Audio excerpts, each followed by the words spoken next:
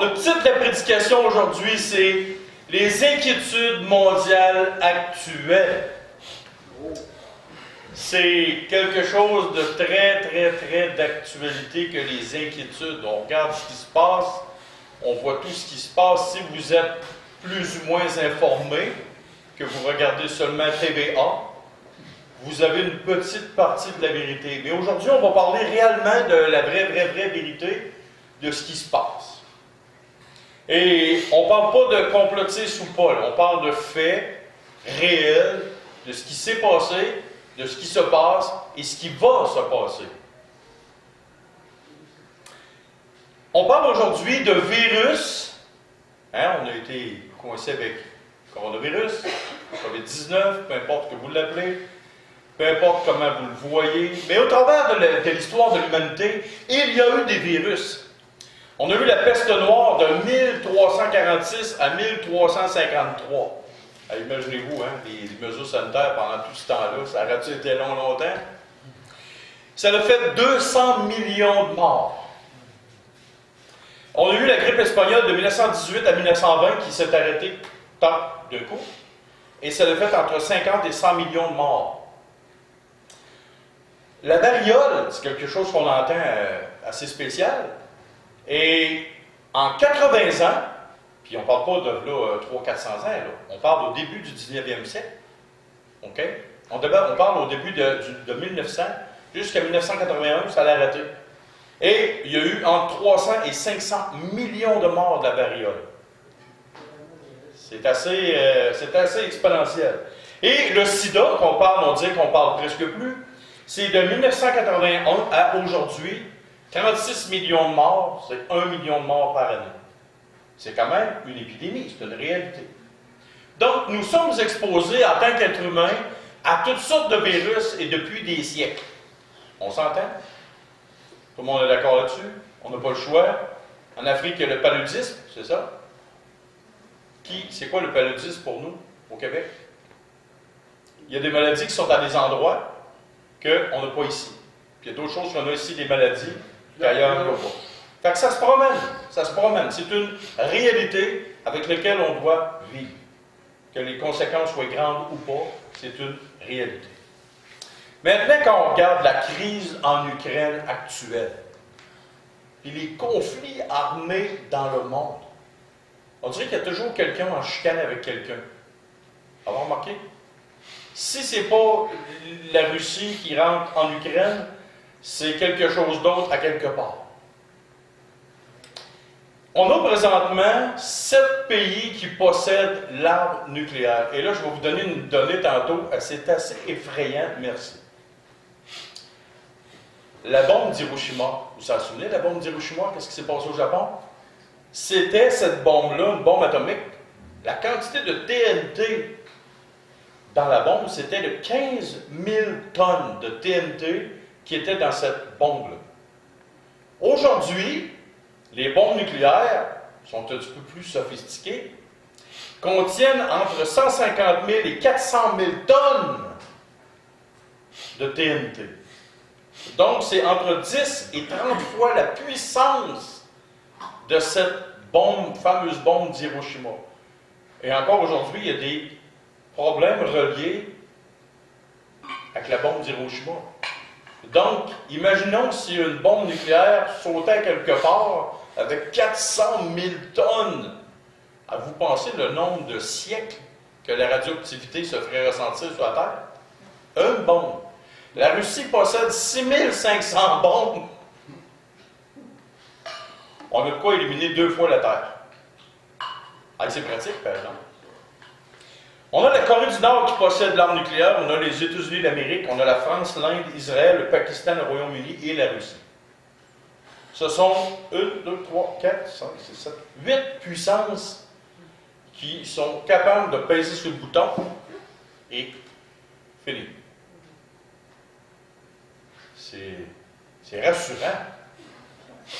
C'est extrêmement rassurant. Un crinqué, il se lève le matin, il dit « Ouais, le Canada... Et là, il y a des gens qui nous disent en plus « Ouais, nous, on est loin de la Russie et tout ça. » Ah oui, sérieusement? Prenez un globe terrestre, là, Puis regardez, c'est qui se trouve entre la Russie et les États-Unis? Nous autres. On est juste dans le milieu. Il y en a un d'un bord, l'autre en bas, puis nous autres, les cocos, on est juste dans le milieu. OK? Fait que, c'est rassurant, ça, mon ami. À vous penser? Moi, je suis tout à fait rassuré. Les deux, en plus de ça, les deux, États-Unis, Russie, c'est eux autres qui ont les plus grandes quantités de missiles atomiques. Mais là, le Seigneur, dans Luc 21,9, il nous a dit, quand vous entendrez parler de guerre et de soulèvement, ne soyez pas effrayés, car il faut que ces choses arrivent premièrement, mais ce ne sera pas encore la fin. Donc, quand même s'il y aura un paquet de bombes nucléaires sur la Terre, Dieu a dit que c'est pas ça qui va arriver. Fait que tu auras bien beau avoir 1 million de bombes sur la Terre, c'est pas le plan de match de Dieu. Mais c'est rassurant pareil que nos voisins, chaque bord de nous, ont des bombes pour détruire 2 puis 3 fois la surface de la Terre. Ça va bien. Bon, maintenant, on va parler d'économie. Ça va bien, hein?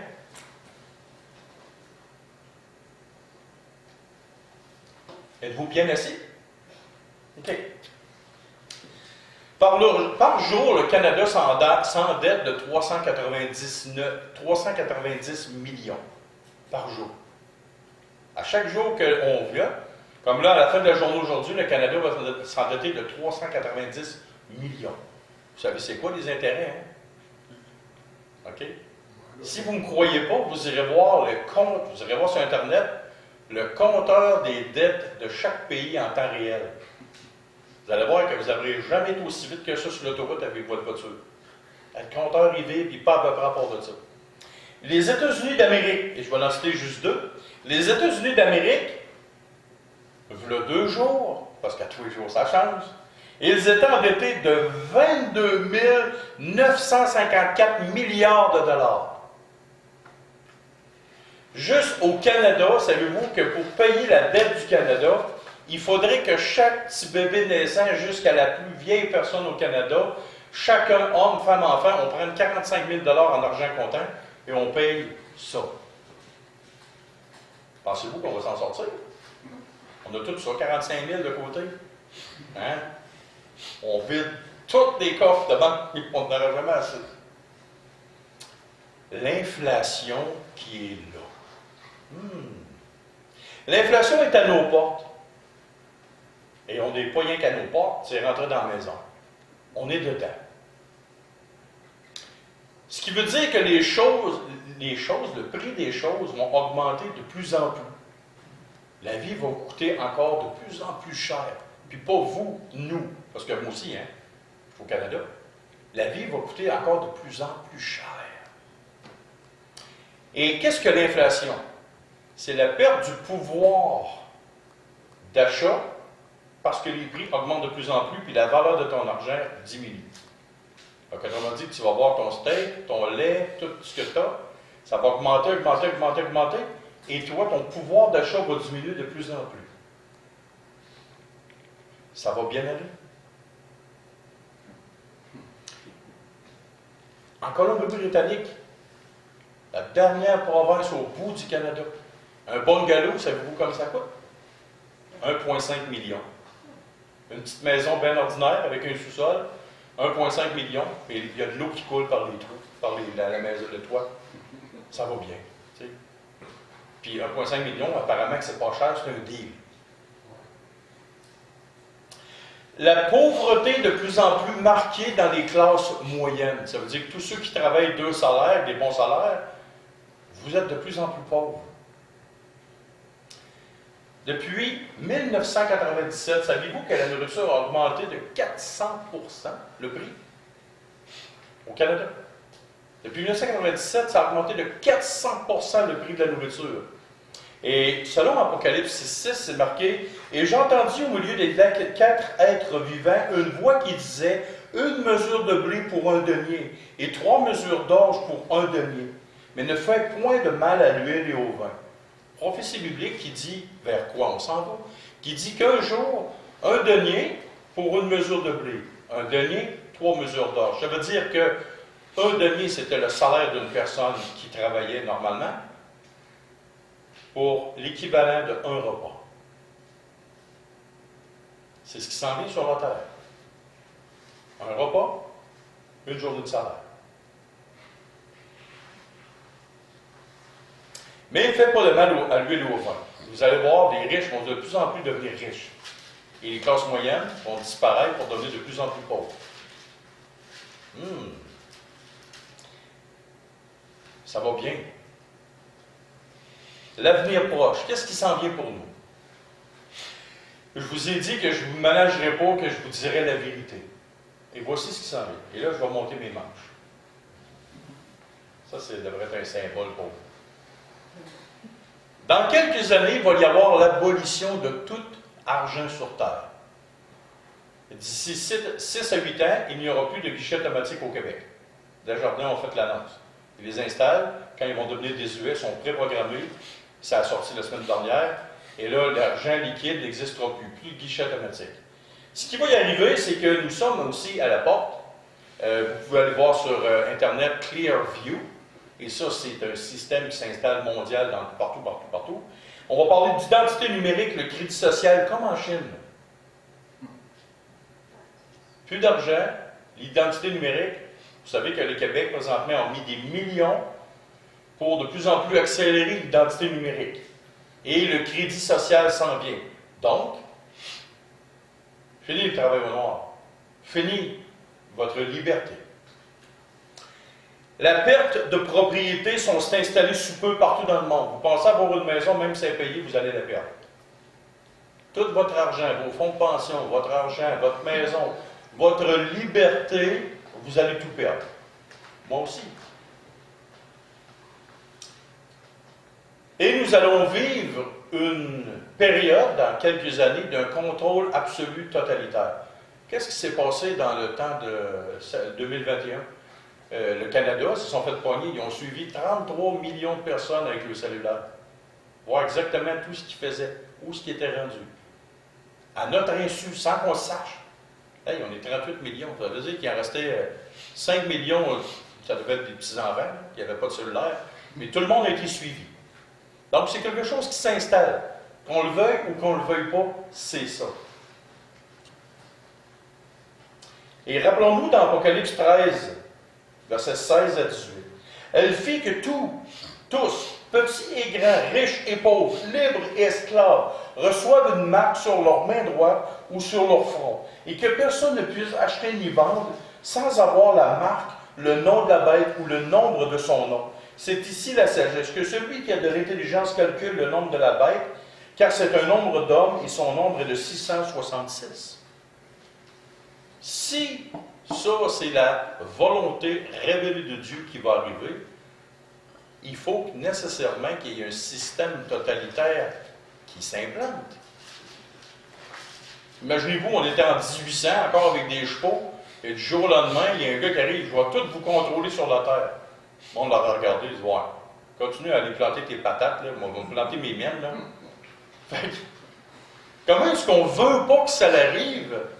Ça va arriver pareil, parce que Dieu a dit que c'est comme ça que ça va arriver. Il va y avoir un temps, nous, l'Église, ce texte-là ne nous touchera pas, mais nous, de notre vivant, nous allons voir un système totalitaire s'implanter dans le monde entier. Et personne ne va y échapper.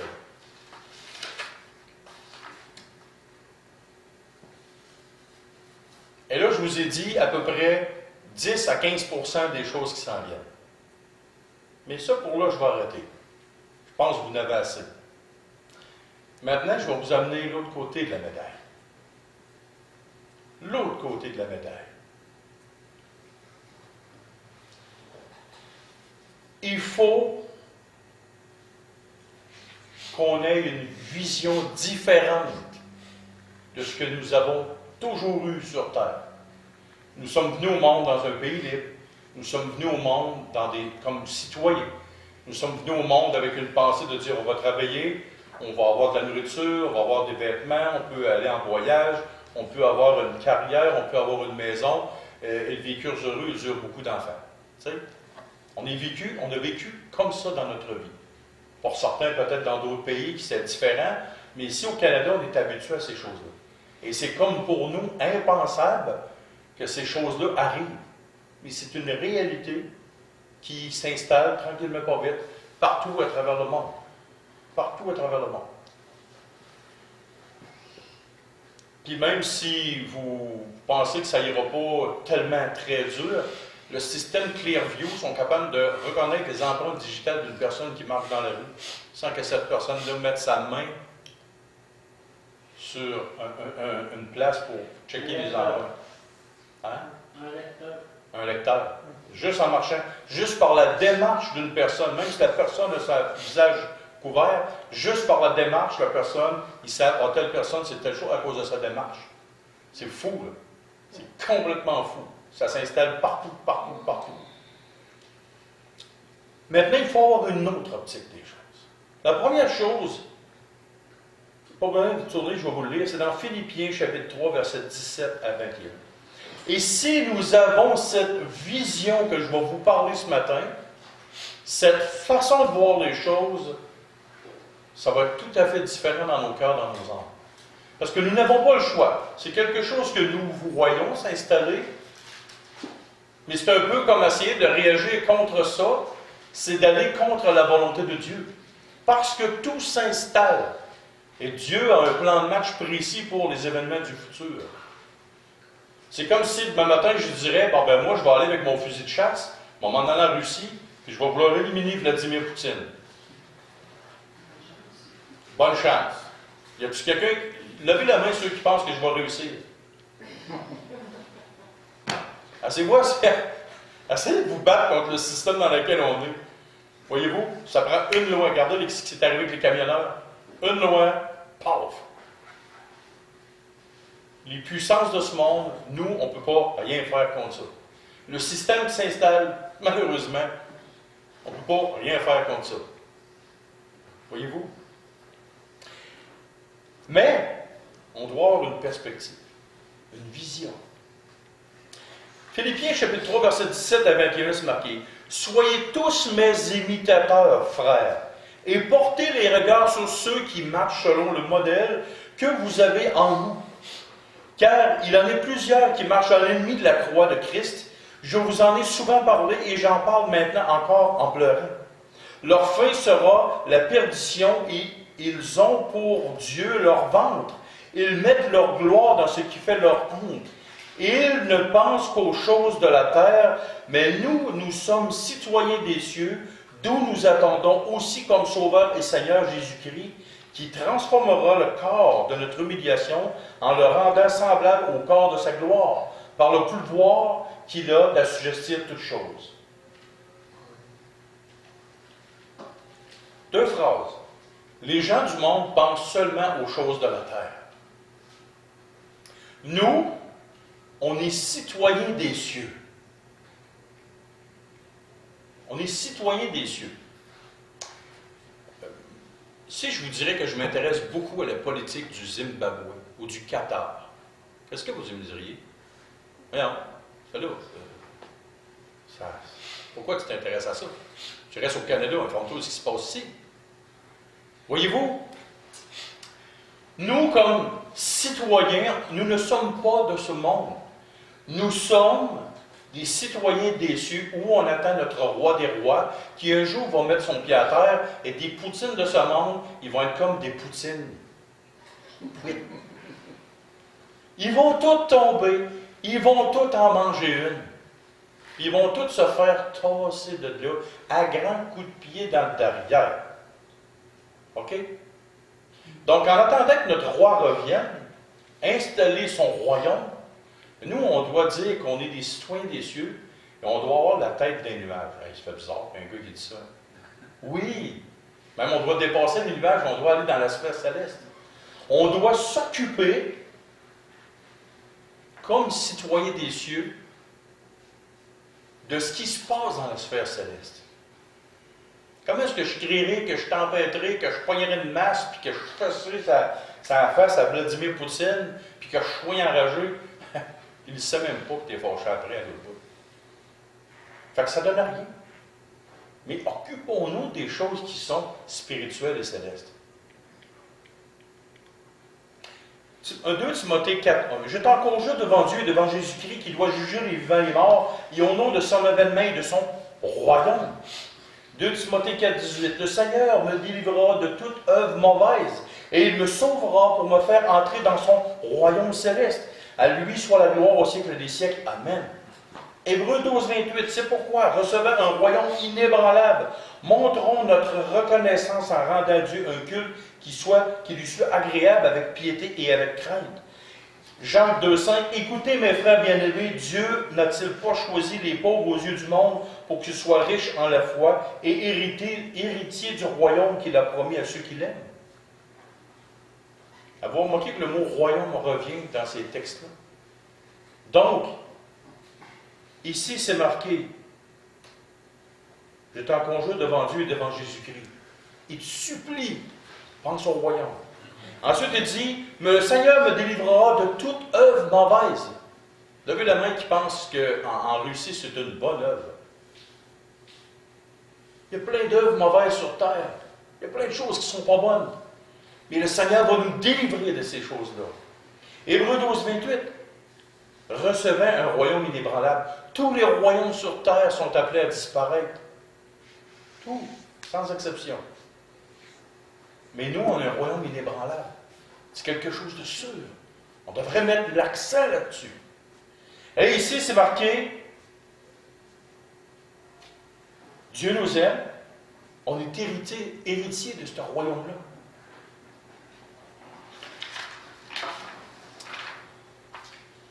Une autre affaire aussi qu'on oublie souvent, c'est que Dieu est souverain. Quand on parle de la souveraineté de Dieu, qu'est-ce qu'on entend? Amos 3,6. Sonne-t-on de la trompette dans une ville sans que le peuple soit dans l'épouvante? Qu'est-ce que ça veut dire, une trompette? Oh, on annonce la guerre. Un ralliement. Un ralliement, une guerre, ça s'en venait. Le monde sont dans l'épouvante. Le monde a peur. Arrive-t-il le malheur dans une ville sans que l'Éternel en soit l'auteur? Oh. Est-ce qu'on peut concevoir que ce qui se passe en Ukraine, c'est Dieu qui en est l'auteur? C'est Dieu qui a permis que ça arrive. Arrive-t-il un malheur dans une ville sans que l'Éternel en soit l'auteur? Dieu n'est pas très très loin et il ne s'occupe pas de ce qui se passe en terre. Dieu permet que. La Russie, il y a 20 ans, était un pays très pauvre, un pays qui était sur le bord de la ruine, et aujourd'hui, 20 ans plus tard, c'est rendu une des plus grandes puissances militaires au monde, avec des richesses incroyables. Pourquoi? Il y a une prophétie dans la Bible qui parle du roi du Nord, du septentrion. Et le roi du Nord, c'est un des présidents russes. La Bible dit qu'il va avoir un très grand rôle à jouer. Ils vont venir attaquer Israël. Voyez-vous? Tout est orchestré, tout est organisé par Dieu dans tous les moindres détails de ce qui se passe sur terre. Dans 1 Chronique 29, 10 à 13, David bénit l'Éternel à la présence de toute l'assemblée et il dit, béni sois-tu d'éternité en éternité. Éternel, Dieu, notre Père Israël, à toi, Éternel, la grandeur, la force et la magnificence, l'éternité et la gloire. Car tout ce qui est au ciel et sur la terre t'appartient. À toi, Éternel, le règne, car tu t'élèves souverainement au-dessus de tout. C'est de toi que toutes viennent les richesses, la gloire, et c'est toi qui domines sur tout. C'est dans ta main que sont la force et la puissance. Et c'est ta main qui a le pouvoir d'agrandir et d'affermir toutes choses. Maintenant, ô notre Dieu, nous te louons et nous célébrons ton nom glorieux. Et un autre texte, dans la Lamentation de Jérémie, chapitre 3, versets 31-38, « Car le Seigneur ne rejette pas à toujours, mais lorsqu'il afflige, il a compassion selon sa grande miséricorde. Car ce n'est pas volontiers qu'il humilie et qu'il afflige les enfants des hommes. Quand on foule aux pieds tous les captifs du pays, quand on viole la justice humaine à la face du Très-Haut, quand on fait tort à autrui dans sa cause, le Seigneur ne voit-il pas? Qui dira qu'une chose arrive sans que le Seigneur l'ait ordonné? N'est-ce pas la volonté du Très-Haut que viennent les maux et les biens? Il n'y a rien qui arrive sur terre sans que Dieu ait donné son approbation. Le plus bel exemple, c'est Job. Qu'est-ce qui s'est passé? Il y avait le diable, il y avait Dieu, le diable est venu, Dieu a dit au diable, touche à sa santé, mais ne touche pas à sa vie. Touche à ses richesses, touche pas à sa vie. Voyez-vous?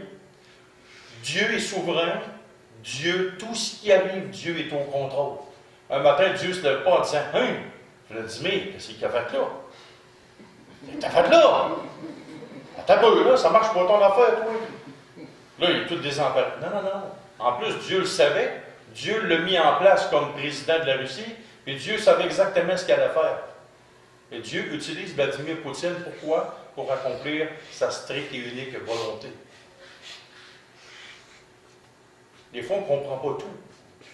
Des fois, on ne comprend pas pourquoi Dieu agit d'une telle manière. Mais autant les pensées de Dieu sont éloignées de nous que l'Orient et l'Occident. On ne peut pas comprendre. Mais Dieu a une raison particulière. Et Dieu nous réserve, il nous révèle dans sa parole pourquoi il s'enligne comme ça.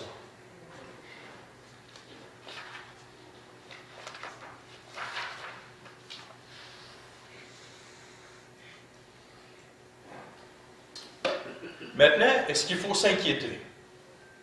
Tantôt, je vous ai demandé si vous étiez inquiète. Moi, je vais vous dire, arrêtez de vous inquiéter. Charles Spurgeon, un jour, a dit, « Vous êtes invincible tant que Dieu le décide. » Monsieur Cahouette, quand est-ce que vous allez mourir? Je ne sais pas. Vous ne savez pas, hein? Non. OK. De quoi vous allez mourir? Je ne sais pas. Où vous allez mourir? Ben, j'aimerais mieux être enlevé à place. Non, mais à quel endroit sur Terre vous allez mourir? Va mourir ici à Beaumont. À Beaumont, avec ses poules. C'est pas? En sortant d'ici, au bord de la rue, vous pouvez vous faire frapper, vous allez mourir à Lévis. C'est dans son champ avec ses poules. Tu sais, voyez-vous, le où, le quand, le comment. Monsieur Cahouette, il peut vivre jusqu'à 120 ans aussi. Ah, il est vu, il va sûrement mourir dans un an ou deux. Non, non, non. Il n'y a pas personne qui décide ça. Il y en a rien qu'un. Voyez-vous, le Frézy, quand est-ce que tu vas mourir? Où, quand, comment? Ces deux-là sont invincibles tant que Dieu le décide. Comment est-ce qu'il y a eu quelqu'un qui t'arrête de tousser dans la bouche du coronavirus? Tu ne serais pas mort pareil. Tu serais pas mort pareil. Une fois, j'ai vu un reportage avec Suzy, je capotais. Il y a un chrétien qui s'est fait agresser dans la rue par un étranger, un grand couteau de même. Il a rentré le couteau dans la tête du chrétien. Il était encore conscient, le chrétien, quand il est rentré à l'hôpital. Quand les médecins l'ont regardé, puis le gars, il parlait, il avait un couteau dans la tête, long de même. Et là, il prend des radiographies, savez-vous quoi? Le criminel a rentré le couteau, mais le chirurgien qui l'a regardé, il a dit, écoute, il y avait une chance sur 1 milliard que le couteau rentre entre les deux hémisphères du cerveau, et c'est là que c'est allé. C'est comme si le chirurgien lui-même, il avait fait, OK, avec son expérience, bien tranquillement, rentrer le couteau, là, puis il n'aurait rien touché. Mais imaginez-vous. Fait que quand c'est pas votre heure, quand Dieu a décidé que vous êtes invincible, là, ben c'est ça qui arrive. Fait que voyez-vous, c'est pour ça qu'il ne faut pas s'inquiéter. Dans Isaïe 64, versets 2 à 4, c'est marqué « Lorsque tu fis des prodiges que nous n'attendions pas, tu descendis et les montagnes s'ébranlèrent devant toi. Jamais on n'a appris ni entendu dire, et jamais l'œil n'a vu qu'un autre Dieu que toi fasse de telles choses pour ceux qui se confient en lui.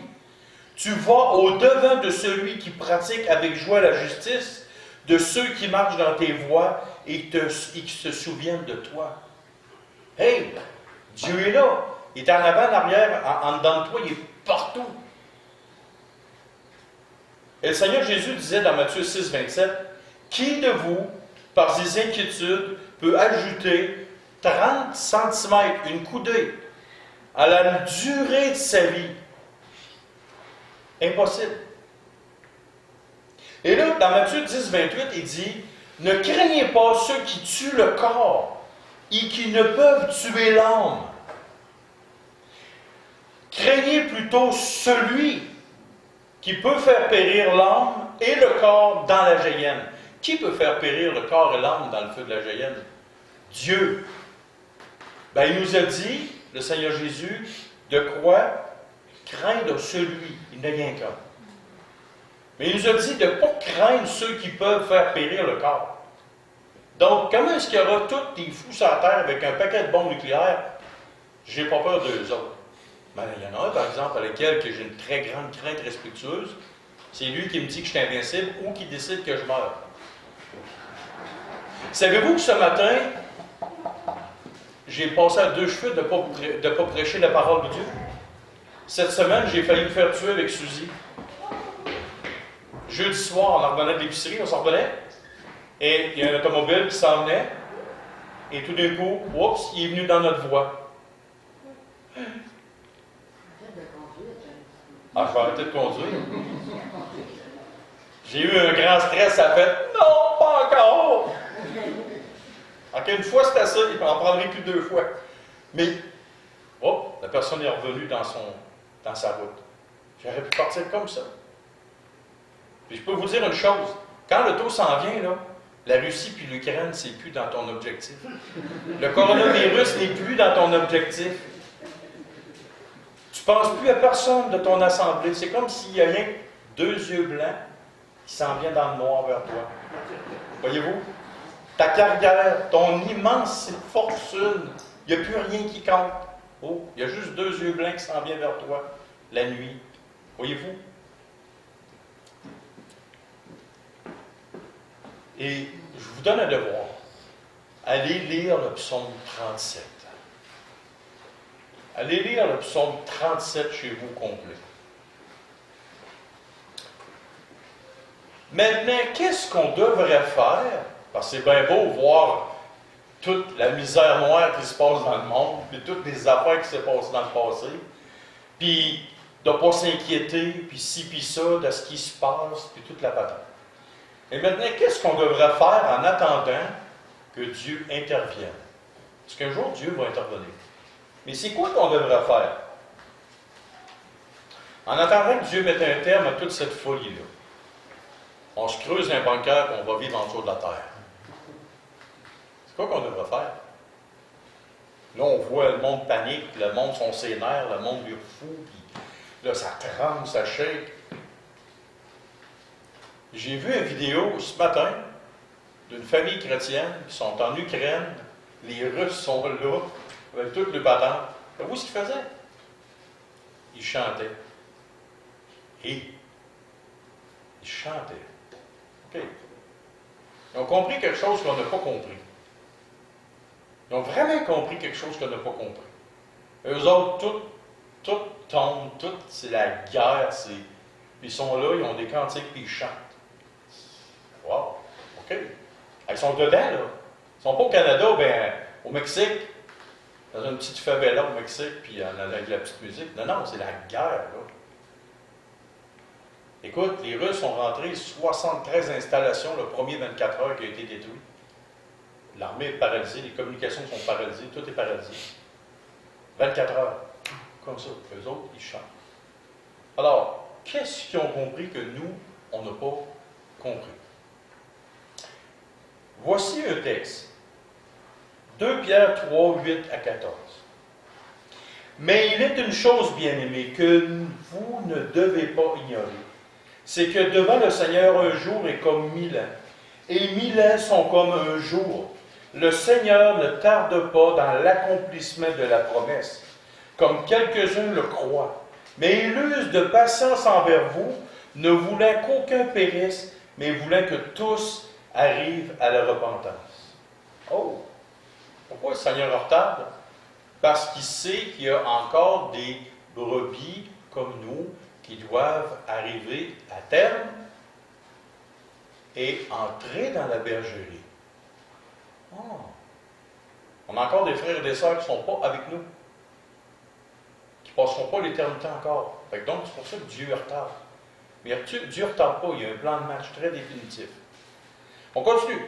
Le jour du Seigneur viendra comme un voleur, et en ce jour, les cieux passeront avec fracas, les éléments embrasés se dissoudront, et la terre et les œuvres qu'elle renferme sera consumées.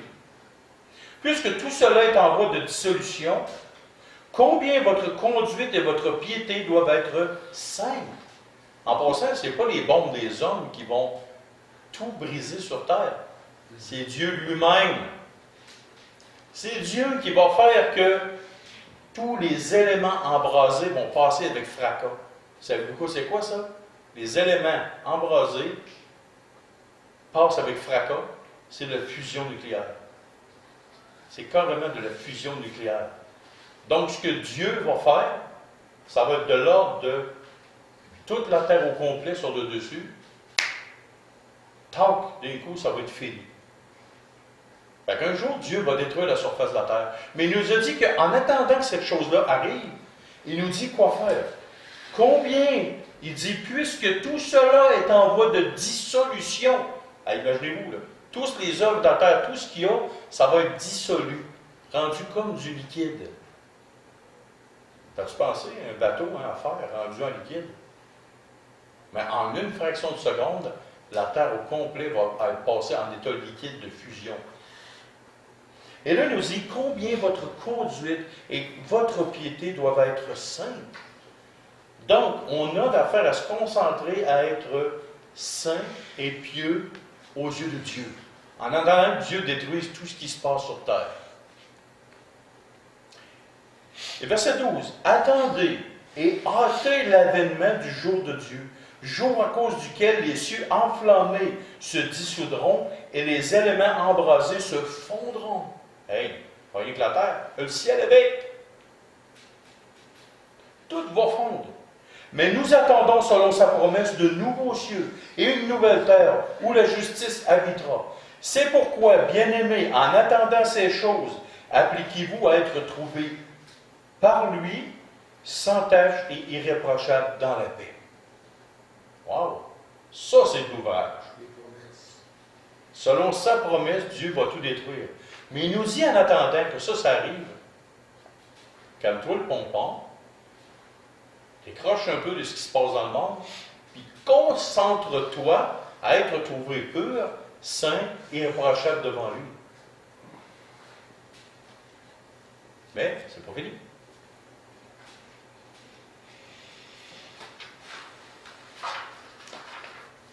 Là, tu vas me dire, James, et on va terminer avec ça.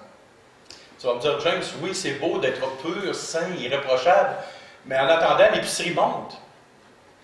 En attendant, les factures augmentent, le prix augmente, puis moi, mon salaire n'augmente pas. La vie réelle, c'est quoi? Et je le sais, je suis dedans avec vous. OK? Pas drôle, à 47 ans, d'être obligé de retourner à l'école comme je vais faire. On recommence en zéro, en bas de la ligne. Tic. Je suis parti de 25 ans d'expérience, au top de mon métier. Je recommence à zéro. Puis tout ça pour 16 années qu'il me reste à travailler. Mais peut-être que pas. Peut-être qu'à 65 ans, il m'a obligé de continuer de travailler. Je ne sais pas. Peut-être qu'il m'a obligé de travailler jusqu'à 80. C'est pas pantoute. C'est pas moi qui va décider. Je ne suis même pas au courant de ce qui va se passer demain. Imaginez-vous dans 18, 20 ans, 30 ans, je ne sais pas. OK? Mais aujourd'hui, on voit de plus en plus que la vie est de plus en plus raide, de plus en plus dure. Et ça va aller de pire en pire. Comment nous devrions agir? Tangiblement, concrètement. La pensée, et là, écoutez bien, c'est très important ce que je vais vous dire, pour ce qui s'en vient dans le futur. La pensée individualiste doit être remplacée par la pensée communautaire lors de crise. Au Québec, au Canada et dans le monde entier, les gens ont été comme mindés à dire mon fonds de pension, ma retraite, ma maison, mon épicerie, mon chien, ma femme. Le mot mamet a pris une place incroyable dans notre vie. Savez-vous ce qui se passe? C'est que tout le monde en arrache. C'est vrai ou c'est pas vrai? Tout le monde est seul dans son coin, pensée individualiste, et là, tout le monde en arrache. Est-ce qu'on pourrait penser en tant qu'assemblée, en tant qu'individu? Vous êtes libre, totalement libre de ne pas avoir cette pensée-là. Mais moi, je vous dis, avec ce qui s'en vient, ça va de plus en plus dur d'avoir cette pensée-là. Et je crois fermement dans mon cœur que c'est voulu par Dieu pour qu'on puisse revenir à une pensée biblique. Qu'est-ce qui s'est passé dans Genèse 41, 25 à 40? Lors de la grande famine qui se préparait, Dieu était gentil. Il a averti Pharaon dans le temps de Joseph et il a dit, écoute, il va y avoir 7 années d'abondance et 7 années de vaches maigres. Mais une solide à part de ça. 7 années de crise, 7 années d'abondance. Là, Joseph, il s'est dit, ouais, je pense que je vais m'en aller, puis je ne m'occuperai pas de personne. Je vais les laisser tomber toute la gang. Non. Dieu il a révélé que... Et là, qu'est-ce qu'il a fait? Il a dit, on va faire des greniers ensemble, on va cultiver la terre ensemble, on va ramasser ensemble de la nourriture, et quand il va venir le temps de la crise, ensemble, on va la traverser. L'idée communautarisme et non individualiste. Acte 2, 42 et 47. J'aimerais ça qu'on y tourne. Acte chapitre 2, versets 42 et 47.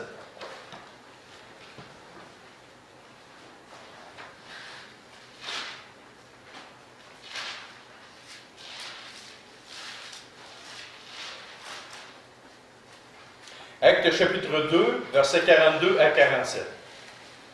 Il persévérait dans l'enseignement des apôtres, dans la communion fraternelle, dans la fraction du pain et dans les prières. La crainte s'emparait de chacun et il se faisait beaucoup de prodiges et de miracles par les apôtres. Tous ceux qui y croyaient étaient dans le même lieu et ils avaient tout en commun. Ils vendaient leurs propriétés et leurs biens et ils partageaient le produit entre tous selon les besoins de chacun. Ils étaient chaque jour tous ensemble assidus au temple. Ils rompaient le pain dans les maisons et prenaient leur nourriture avec joie et simplicité de cœur, louant Dieu et trouvant grâce auprès de tout le peuple. Et le Seigneur ajoutait chaque jour à l'Église ceux qui étaient sauvés. Là, il y a des gens qui vont dire, ça serait ça la solution, James. On vend tout ce qu'on a pour mettre ça en commun.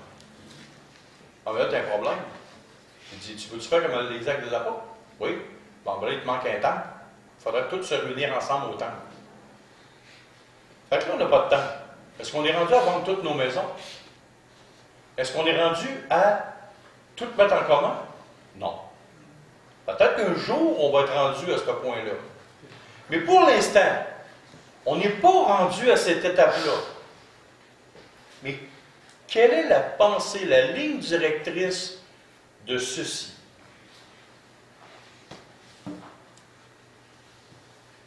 Le communautarisme. D'être ensemble. Tous et chacun ensemble. Et là, je vous le dis tout de suite. Regardez la mentalité. Qui connaît les Amish?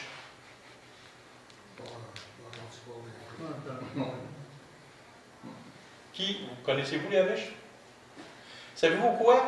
C'est la communauté qui vit le plus simplement en Amérique du Nord. Ils n'ont pas d'électricité, pas d'eau courante, pas d'automobile. Ils ont eu peut-être une automobile pour certains d'entre eux, un automobile pour le groupe. C'est une grande communauté. Aujourd'hui, un Canadien qui veut acheter une ferme, c'est entre 2 et 3 millions de dollars. Un jeune Amish qui veut commencer sa vie, et chaque vache qui s'achète au Canada coûte entre 29 et 31 000 $ pour avoir un quota de lait. Tandis que la communauté Amish, eux autres, ce qu'ils font, ils s'en vont dans une place, le jeune homme il se marie avec une jeune fille, ils construisent la maison, ils mettent toutes leurs ressources ensemble, construisent la maison, construisent la grange, chacun donne un animal, la grange se remplit, le gars il a une valeur de 3-4 millions des mains, ça n'y a pas coûté une scène. Il n'a pas eu besoin d'engager du monde non plus, tout le monde est venu aider à construire. La pensée communautarisme. Savez-vous que chez les Amish, il y a zéro chômage, zéro aide sociale, le monde sont en santé, le monde il mange à leur faim. et tous les problèmes sociaux qui engendrent autour, je ne dis pas que cette communauté-là, elle est parfaite. OK? Pas parfaite. Mais tous les graves problèmes sociaux qui entourent leur communauté n'est pas chez eux, n'est pas dans leur cours. Pour vivre l'idée du communautarisme en temps de crise, il faut que chaque personne mette la main à la pâte. Ce n'est pas 2-3 qui vont faire tout pour le groupe. Si vous voulez vivre comme ça, il y a des moyens. Il y a des moyens. Qui peut me dire le prix du bœuf aujourd'hui? Entre 10 et 12 $ de la livre. En masse, hein? Savez-vous que l'année passée, il n'y a pas si longtemps, il y a à peu près 5-6 mois, j'ai payé mon bœuf à 2,70 la livre. Le poulet est extrêmement cher. Savez-vous comment ça m'a coûté le poulet? 0. Comment ça t'a fait, James? Chez nous, à l'automne, j'ai ramassé 54 poulets, sont congelés dans mon congélateur. Ça m'a coûté 0. 54 poulets, oui, j'ai un gros congélateur. Savez-vous pourquoi? J'ai des légumes chez nous en quantité industrielle.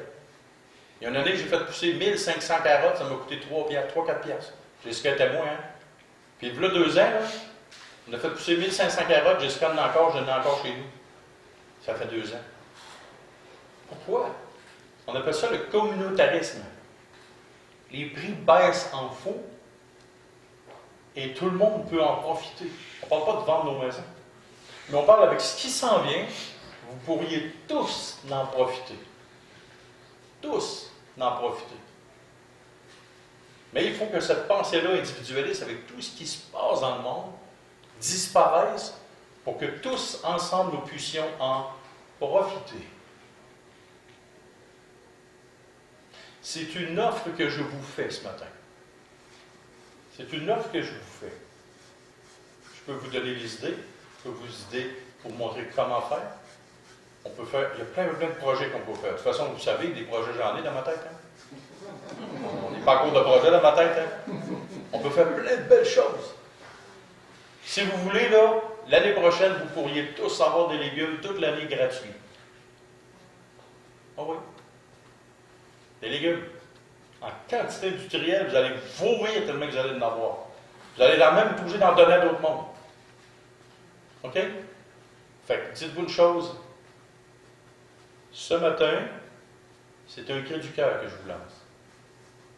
Par la prophétie biblique, par la parole de Dieu, je sais ce qui s'en vient.